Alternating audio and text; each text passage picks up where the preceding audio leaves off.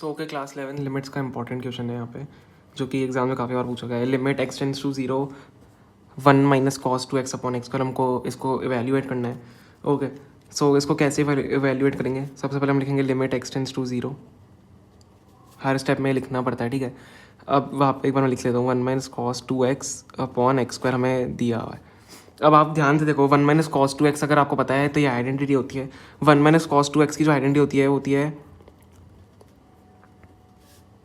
2 sine square x, ठीक है। 1 minus cos two x की आइडेंटिटी होती है 2 साइन स्क्वायर एक्स, ठीक है। तो इसके बाद अगर हम इसका अगर स्टेप देखें, अगला स्टेप वो होगा limit x tends to 0 2 sine square x upon x square. मैंने आइडेंटिटी अंदर डाल दी। ओके, अब हम क्या करेंगे, लिमिट एक्स टेंस टू 0। अब यहाँ से मैं 2 बाहर ले लेता हूँ, ठीक है, ठीक है। 2 मैं कॉमन ले लेता हूँ इसमें से। 2 इस तरफ हम लिखते हैं, 2 मैंने कॉमन ले लिया, अंदर क्या रह गया sine square x by x. Okay sir, इतना समझ में आ गया। अब अगला स्टेप क्या होगा, 2 लिमिट एक्स टेंस टू 0।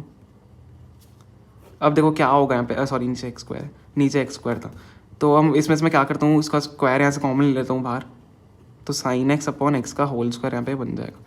अब आपने देखा है कि अगर आपने आइडेंटिटी पढ़ी है किसी भी लिमिट के लिए, जैसे हमारी एक ऊपर वाली आइडेंटिटी थी, किसी भी लिमिट के लिए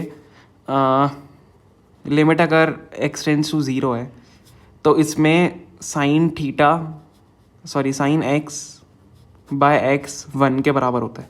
ये आपने आइडेंटिटी पढ़ी होगी, ठीक है। अब इस आइडेंटिटी को मैं यहाँ पर देखो साइन एक्स बाय एक्स आ रहा है हमारा, तो ये 1 के बराबर ही होगा।